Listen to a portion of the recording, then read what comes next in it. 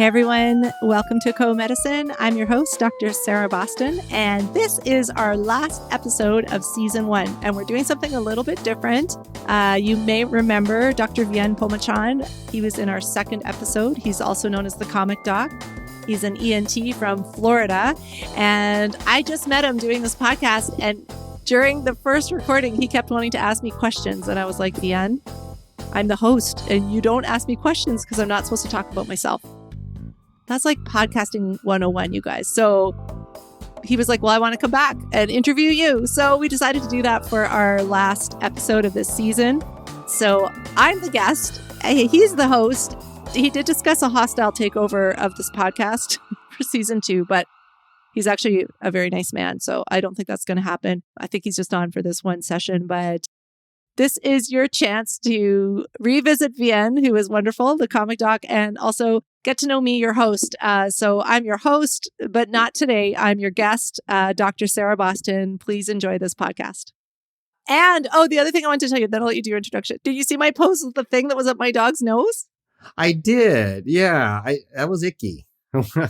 14 centimeters. Like, I'm pretty sure it was in a sinus. He was so miserable. And it was like a grass straw. He put his face down and he must have just got it at the perfect angle. Oh my gosh. I had to rush him to. So miserable. It was awful. I don't know if you do that, but anyway. I do, but with humans. Yes, I know. I realize. I guess that's what sea turtles feel like. That's why we don't use straws, right? Someone else said that to me yesterday. They're like, it's like a sea turtle. I'm like, but it wasn't a straw. It was like grass, like straw, but like really hard. And as we were rushing him in, and then I sedated him, and then he settled down, and I was like, am I crazy? Am I torturing my dog? Because it's a lot, right? Like, he has to be like anesthetized, and I had to get them to scope him and the whole thing. I was like, what if I'm crazy and I'm like a Munchausen person? But then they pulled that thing out. And I was like, no, that needed to happen. What's the weirdest thing you've pulled out of a person's nose? I've taken stuff out of people's orifices. Like the nose isn't the most interesting thing. You find things, people put interesting things in interesting places. And apparently toothbrushes are very common. Electric toothbrushes. Okay. And then they need to go to the... And then they have to make a story about how they fell onto a toothbrush.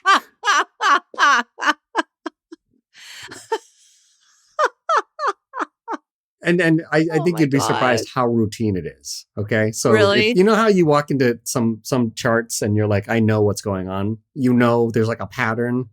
It's a story? To the common person, this is a weird story. To the ER doctor, it's like, let me guess, you fell onto your toothbrush again. It's like, it's like every day, classic another story. One. It's a standard Tuesday story kind of thing. They're not even fazed by it. They're like, okay, let's go take out the toothbrush. I like an FOET, fell on electric toothbrush. Yeah. It's like a billable code. It has like a CPT code that you. In Florida, I found this out. This is funny. They have a CPT code for people who've been attacked by alligators. That doesn't surprise me. Yeah. It's like injury, repair of laceration from attack by alligator. Not kidding. Real thing.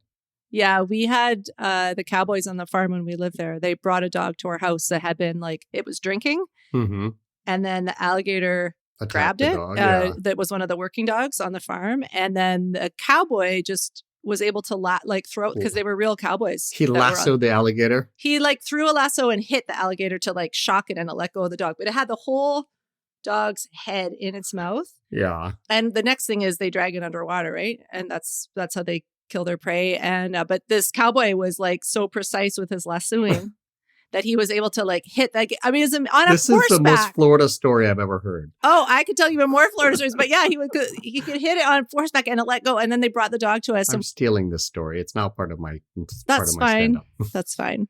I have better stories about Florida, but anyway, they brought the dog to us and we're like, that dog needs antibiotics because it had bite wounds from an alligator, and then they didn't, and the dog was fine.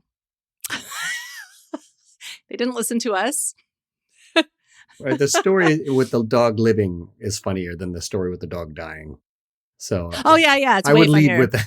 It's way funnier with the dog living. But we were worried. We were worried it was going to get infected and it'd be awful. And they're like, we think it'll be fine. They're cowboys. And the thing is, that's probably how they would have treated themselves. It's like a cowboy dog too. It just spat on its own wounds. Yeah, it was fine. It was like, I'm fine.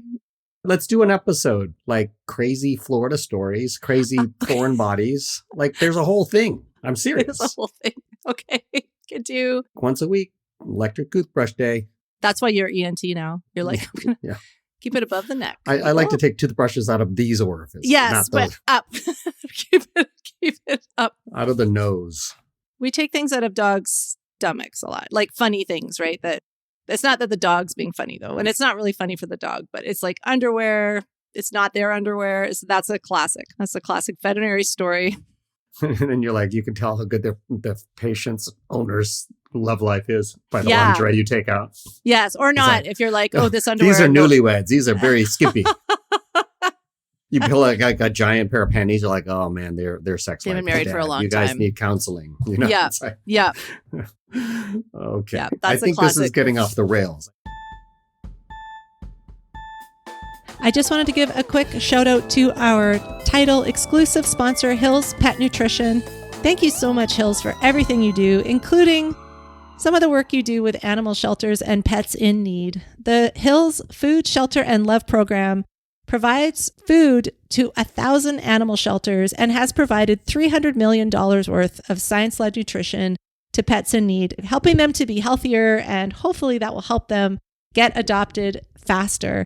They also have the Hills Disaster Relief Network, which provides food to animal shelters, vet clinics, and other nonprofits who are caring for pets in need after disasters. So that's just some of the social programs that Hills does. They're just a fantastic company. Thank you, Hills, for everything you do, including being a part of this podcast, because I literally couldn't do it without you. Welcome to the Co-Medicine Podcast. This is the podcast where healthcare professionals who have strayed and wandered into the bizarre world of stand-up comedy discuss our creative pursuits, our approach to the stage, how we balance our lives. My name is Vien Phommachanh. I'm the comic doc. I'm your guest host this week. Your regular host, the creator of the podcast, is Dr. Sarah Boston, and she is our guest this week.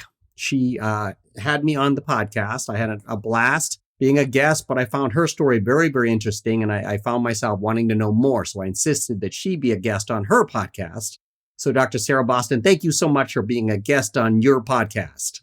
Thank you so much for having me on my podcast and for coming back and being the host this time, because it's wonderful to have you back. It's great that you would have me have you on your podcast. So, Sarah, what do you find most challenging about being a veterinary oncologist? Oh, I hate to say this because a lot of people in my profession, they don't like when we say this, but the clients can be quite challenging for us. And I think the reason is because they're not having a good day, especially if they're seeing a surgeon or, a veterinary surgical oncologist. So they're quite stressed. And at least in Canada, most clients don't have pet insurance, which I wish they did. And so there's a financial burden.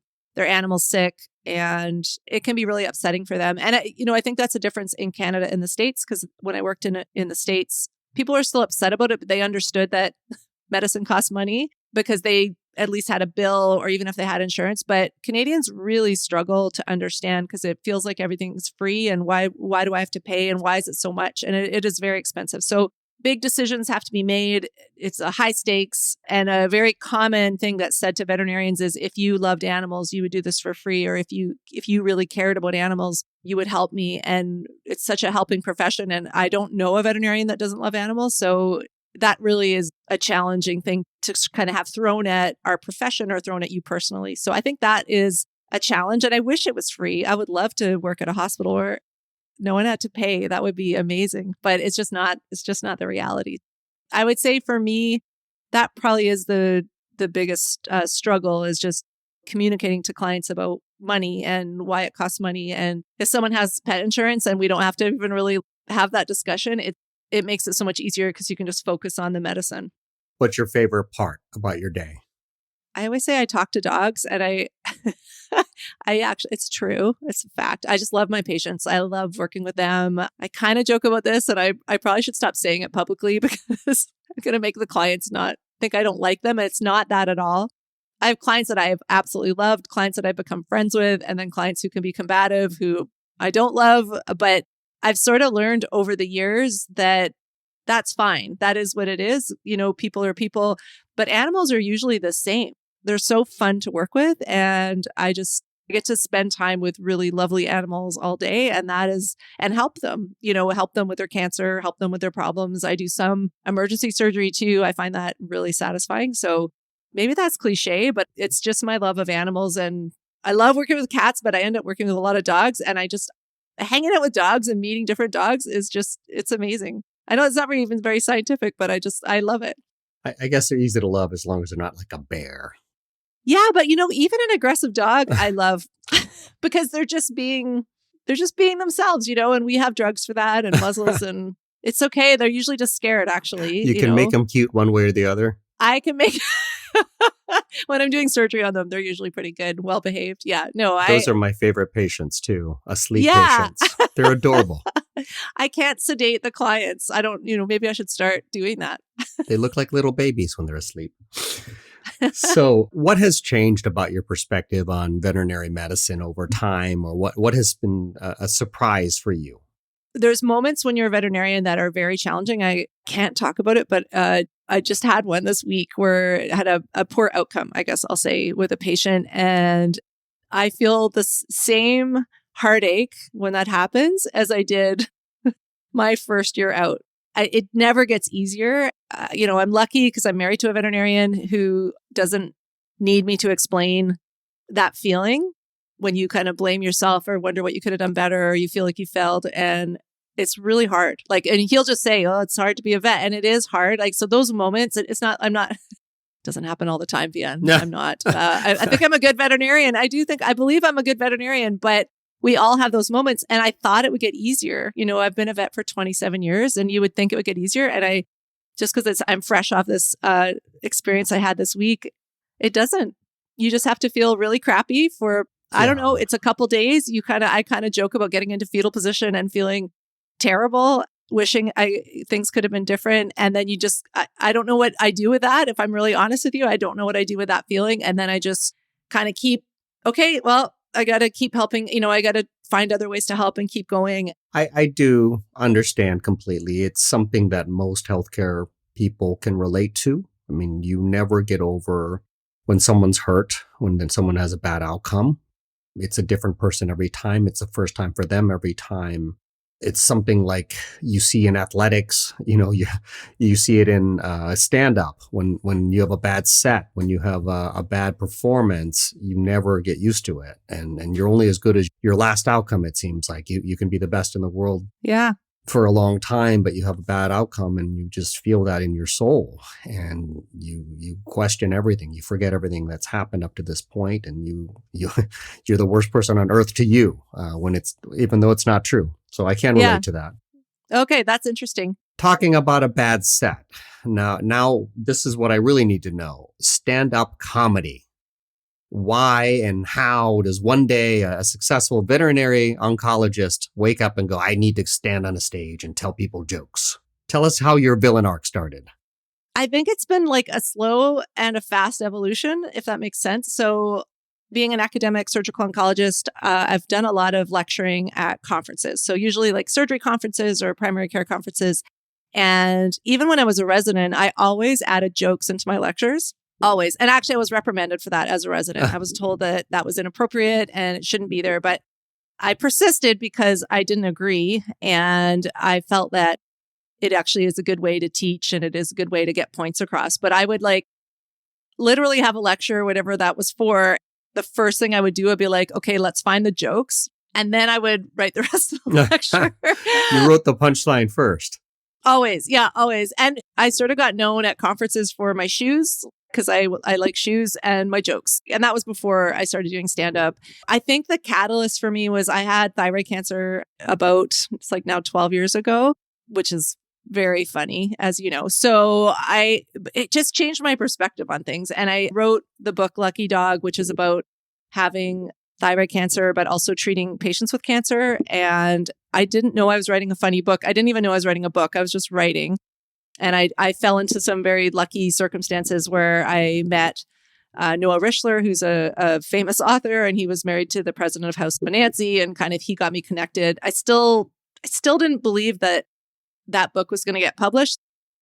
Sarah McLachlan, who was president of the publishing house at the time, invited me to come and talk to them after I submitted some of my writing.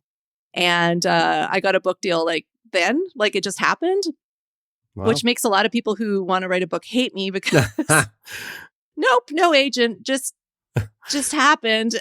But I think I just honestly, it was kind of one of those things.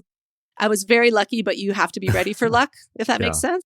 Anyway, so I realized I love comedic writing because the book, although it's about cancer, it's funny, if I do say so myself. I mean, I don't think I'm the only one who has said that. And then I was on a book tour and I was on TV and I was like, well, I like this, and from there I started taking classes at Second City, just to kind of get into comedy and comedy writing.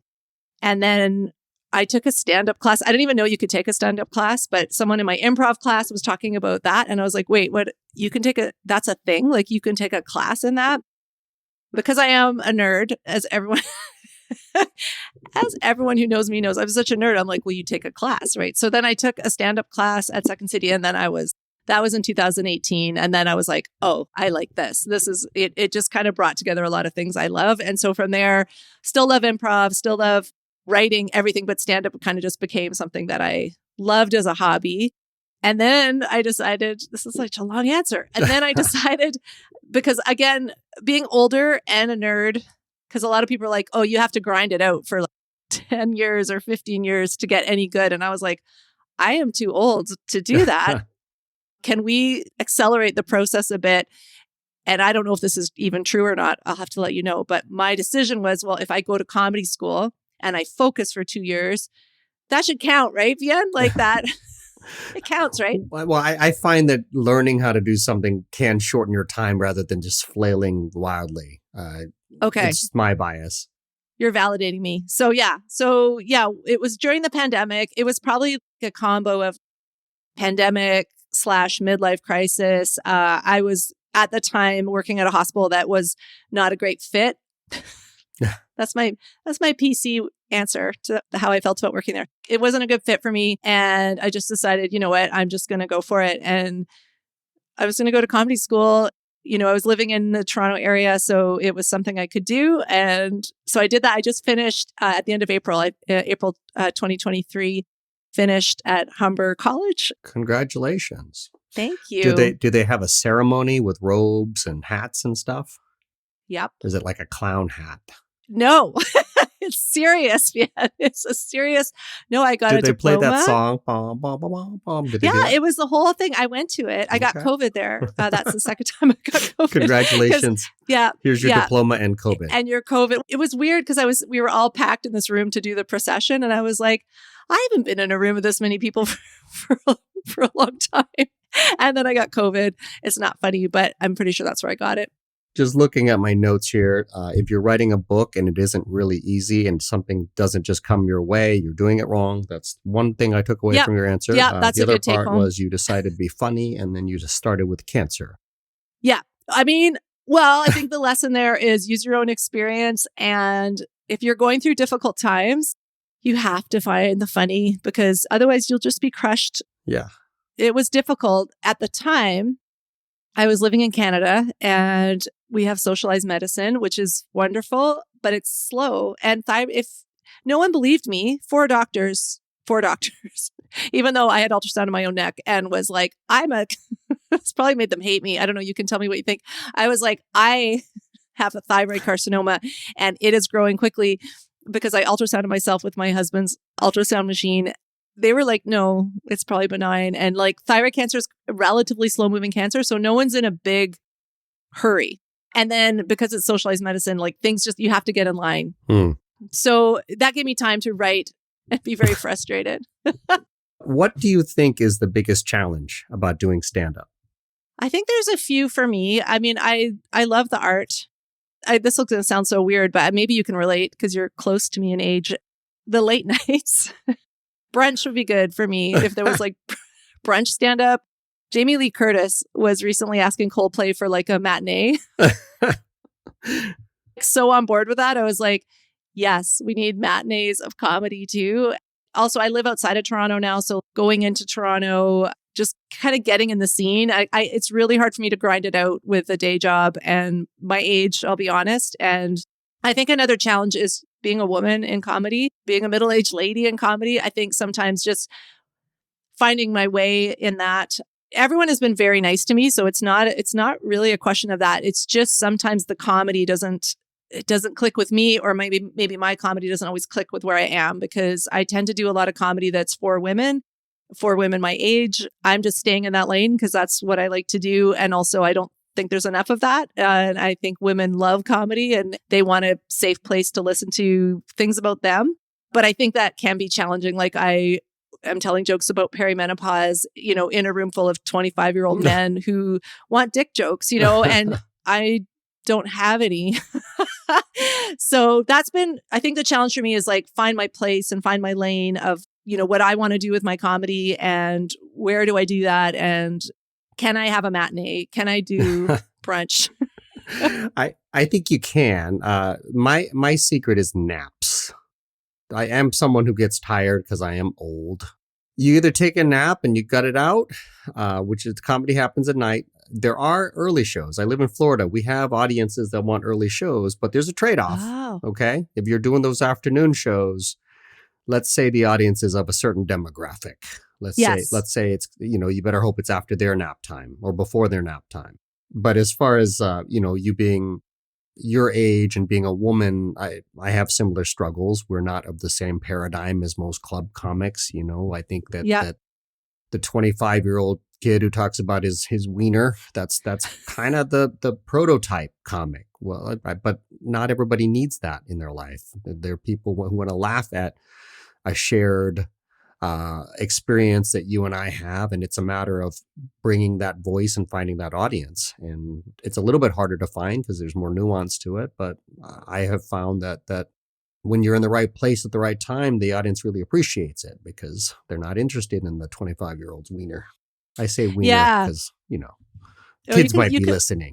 That's true. I definitely have the same feeling. And a lot of porn, I don't know if that's your experience. There's a lot of jokes about porn and also about like internet dating, which like I've been married forever, very happily, but I never internet dated. I never used the apps. And I was like, oh, the apps. I'm like, I have been with my husband for so long. Like we got together when email was kind of new and I've never used the apps. I just think at this point, if I found myself single, I would just get a lot of dogs and start a Golden Girls colony. That's my plan. So I have no intention of using apps ever, unless it's to find older women to live with me or dogs. I've been married for a long time too. And we missed where you swipe people's profile pictures. We dated back when you had to push people's faces out of the way. You were talking about like young men talking about porn and dick jokes and stuff. And I was just like, I remember seeing comics talk about they're writing a lot because they're not getting to perform and, they're all the social isolation and stuff. And then they came out of the gates like a raging bull to those open mics. And it was like, hey, I got to watch a lot of porn during the pandemic. Yeah, I'm glad to be dating again. Dating is weird. I was like, wow, you really made that time extremely valuable. This is uncharted territory for sure. You are pushing the envelope. Oh, I know. Yeah. The other one that is young comics, and I feel like a prude, but eating ass, like, is that a thing you hear a lot?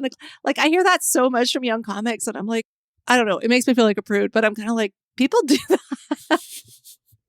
Why?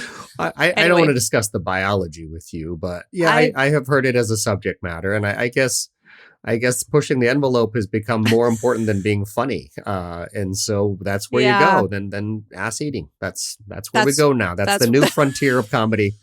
The next generation of comics is going to be known as the ass eating comics. I know. It's also when you hear it a lot, then are you really pushing any frontier, right? If everyone says that they're doing that or is making jokes about that, then I'm like, well, now we're just bored. We're bored. I have had somebody come up to me after a show and only after the show realizing, he's like, you were really clean. Did you do that on purpose? As if I accidentally was really, really clean. Like he was just so desensitized to how dirty comedy had gotten. And I have no issue with it as long as it's funny. It's just that, you do get a lot of, I walk on stage and, hey, I like to eat ass. Hello, how are you guys? Yeah. In your comedy, I know you've mentioned it a little bit, maybe elaborate. What is your favorite subject matter? What do you like to talk about on stage? I don't have children. So I think being a middle-aged woman without children, I just like telling comedy from that perspective. So I think that's a topic I hit on. I don't talk about my husband too much because he's a bit more private. People notice that in my book too. I don't talk about him too much. That's not his choice, but I do sometimes make some jokes at his expense, but not too bad. because he's a great guy. And so sometimes I make fun of that he's like, everyone likes him better than me. You would too, Vien, when you meet him, when we visit you in Florida. I've already You'll be decided. Like, oh. Yeah. I haven't met him yet, but I've already decided that. I already like him better.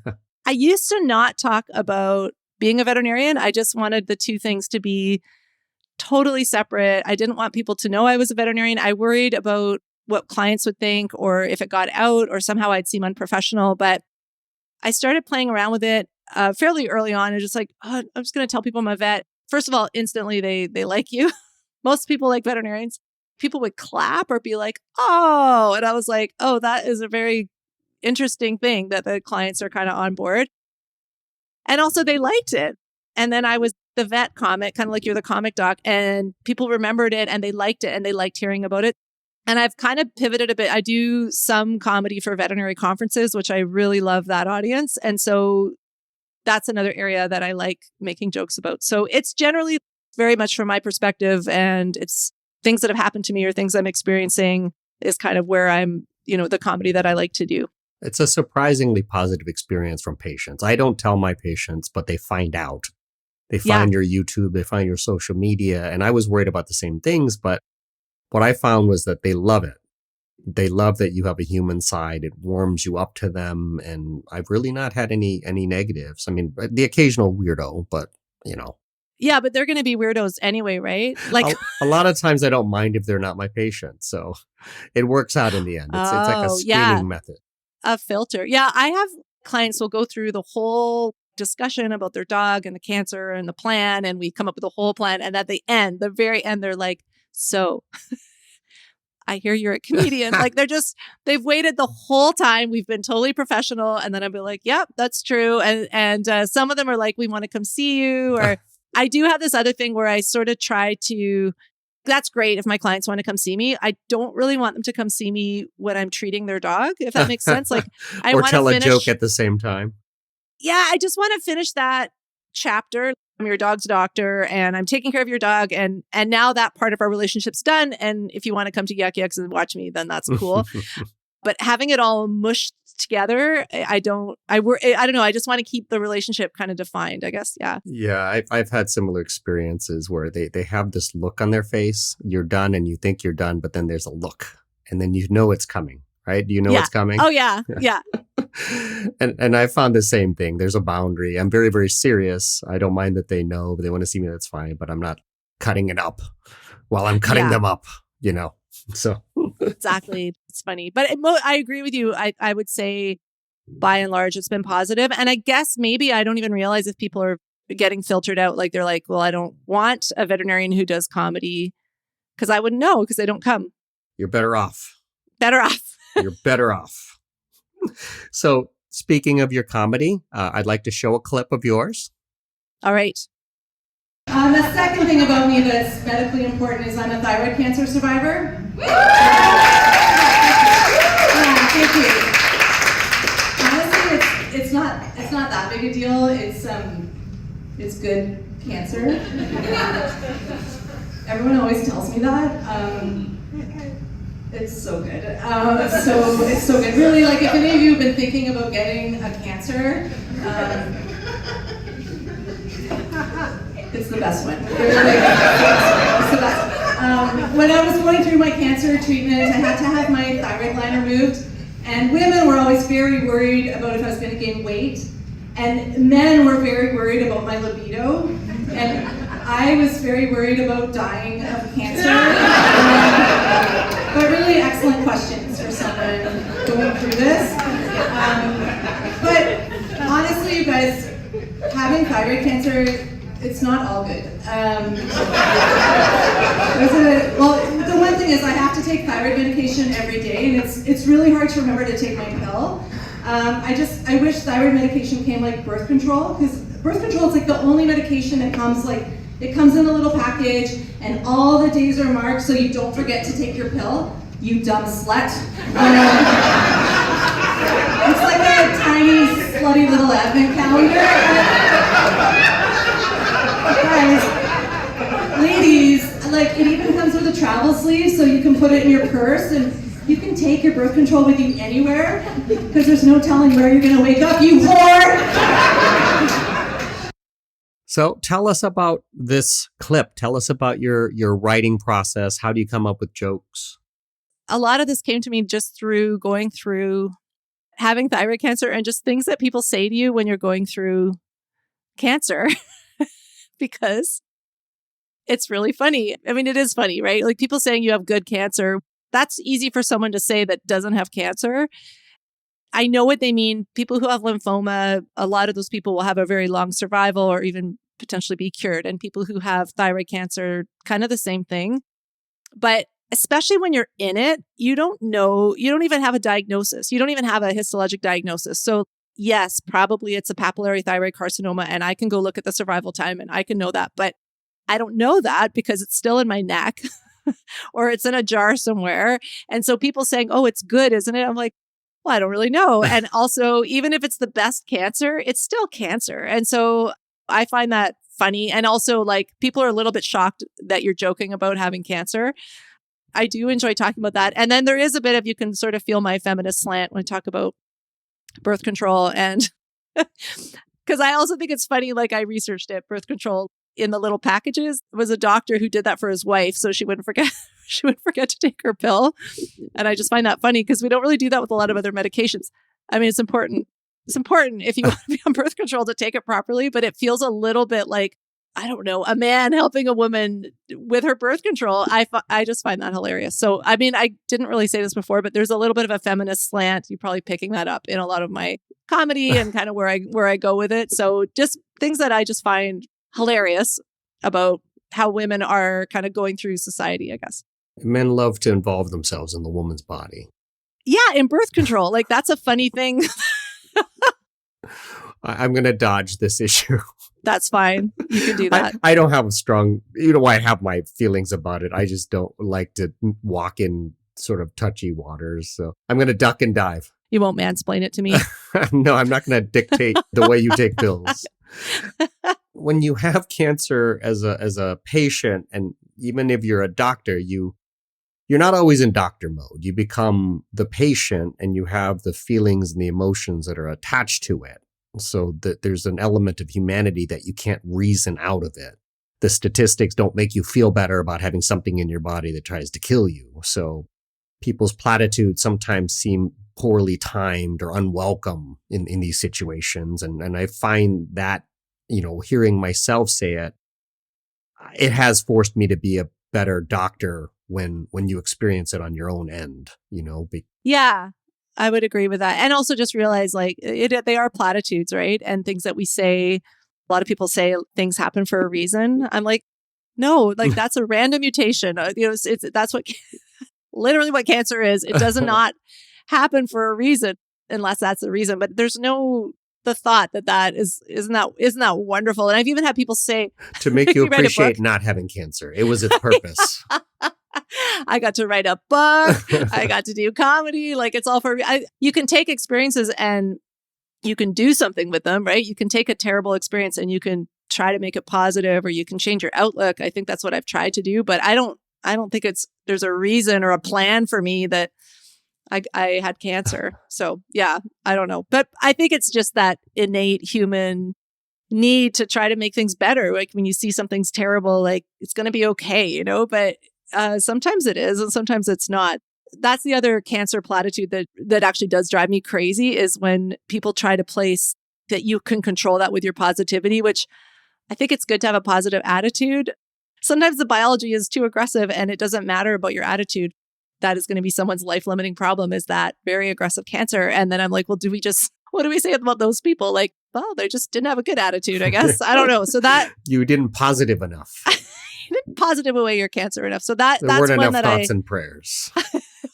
They're very helpful in many circumstances, I find. No, not enough care emojis on your post.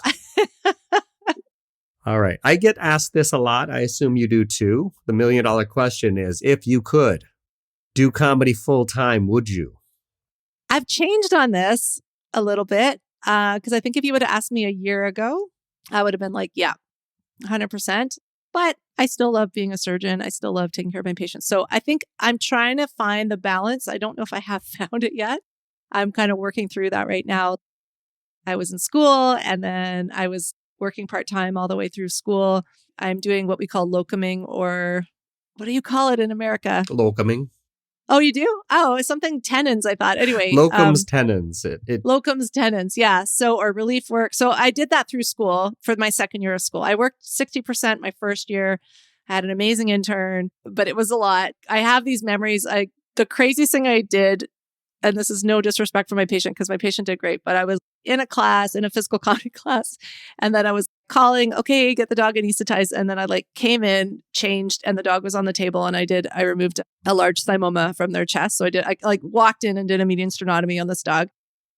I don't think I should do surgery on the same day as I'm in school. And the surgery went well. So I should say that. I don't want any clients being worried about that. But I just felt like doing comedy and doing surgery, it's just using different parts of your brain. And I think they call it context switching. Okay, I'm a clown, literally. I am literally clowning. And then I'm switching and now I'm a surgeon. And I think it is better for me, at least on the day, if not the week, but the day to be like, I am Dr. Boston today. I am not funny. I am just doing this job. And then when I'm doing comedy, I'm just doing comedy. I don't even really like working all day and then going to do comedy because I find it stressful. And I find then my mind's on two things because I'm like, it's hard for us to get on time and I have to get to a show. And so I actually really try hard not to do that. I like to just, I don't know if you do that, but I like to be like, today I'm a surgeon. Today I'm a comedian. Today I'm writing. Like it's better for me. But that just was like, totally answer the question. But I think I'm trying to find the balance of some surgery because I still really love doing that. And then some comedy. And then I'm actually trying to figure out, well, that's part of this podcast, but I'm also trying to figure out like, how do I combine these things and what could work together? And I have a bit of a higher goal of trying to bring comedy to my profession and possibly to veterinary students or veterinarians, teach them about storytelling and comedy and improv, because I think it would really help probably all the healthcare professionals, but thinking about that in the context of veterinary medicine. So stay tuned. I don't know what's going to happen in the end, but those are musings of where I want to go with all this. Yeah. I agree with you. It is hard to be in the same headspace as a concerned, focused surgeon worrying about details and symptoms, and then switch gears to being like, here I am tap dancing, pretending to be a go-go dancer on stage. I do it because I don't always have a choice. You get booked when you get booked. And if it's after work, then you go after work. But in a perfect world, I would have the day to sort of just get into my happy airspace and then just deliver a great show. But I do get, that feeling of just wanting to compartmentalize your life. Yeah. I did my comedy as a release, as a way to deal with burnout and stress. But I do find it something creative is healthy for healthcare professionals, and finding that is, I think, imperative to being a balanced, healthy, well human to be able to well enough to help somebody else. I think that you're doing that. You're doing a great job. You're giving a voice to people in our situation who love the same thing. So I appreciate you doing this. So now, how do we find you? How do we know you? Social media, events coming up? What would you like us to know? Yeah. So probably Instagram is the best way because I put a lot on there. I do have a website as well.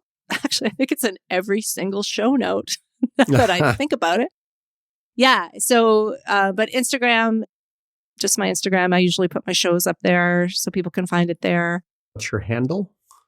Just Dr. Sarah Boston. But I thought that was simple, but it's actually, some people put doctor spelled out, but mine is just DR and then Sarah with an H, Boston, like the city. Okay. So the most important question of the night. We all love Dr. Ken Jeong because he's the first person to do this crazy thing where you're a doctor and then you decide to be a comedian, and he's had great success. So he's our pioneer. He's our idol. If you could talk to Dr. Ken Jeong, we want you on the podcast. What would you say to him? I was prepared for this question. It's your question. It's my question. And it's the question we ask at the end of the show.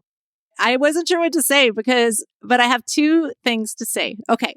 One is just from me and one I got ChatGPT to write something. So the reason I want Dr. Ken Jeong to be on the show is I don't remember which late night show it was, but he was sitting on the couch, a late night show. He was being interviewed.